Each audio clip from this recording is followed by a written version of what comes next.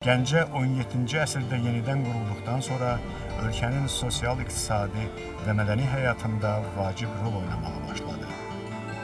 Məhəllələr formalaşdıqca tarixi sənətkarlıq növləri və digər məşğuliyyət formaları yenidən gəncəlilər arasında nəsildən nəsilə keçərək davam etdirilirdi. Burada qəssablıq, zərgərlik, qalayçılıq, duluzçuluq, miskərlik, dəmirçilik, silah qayırma və bir çox sənət növləri geniş yayılmışdı.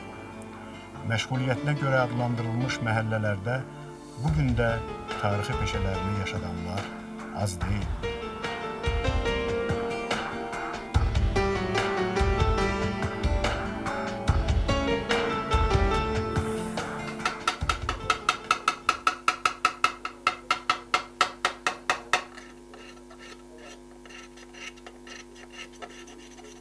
Gəncə nəinki Azərbaycan, ümumiyyətlə bəşəriyyətin mədəniyyət mərkəzlərindən biri olub, bunu bilirik biz.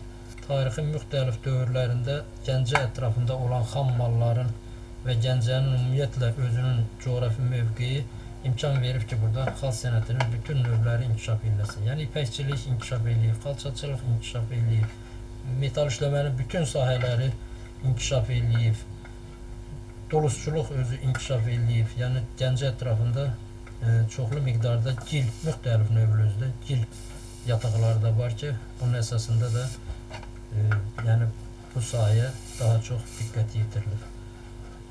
Və bugün də biz çalışırıq ki, Gəncə Bəti Metal İşləmə Məktəbinin tarixi şöhrətini özünə qaytaraq və bu sahədə həm müəyyən xalq sənəti nümunələrimizi yaradaq, itib batmış xalq sənəti nümunələrimizi bərpa edək və eyni zamanda gəncləri bu sahəyə cəlb edək və çalışaq ki, bu sənətimiz daha da inkişaf eləsin.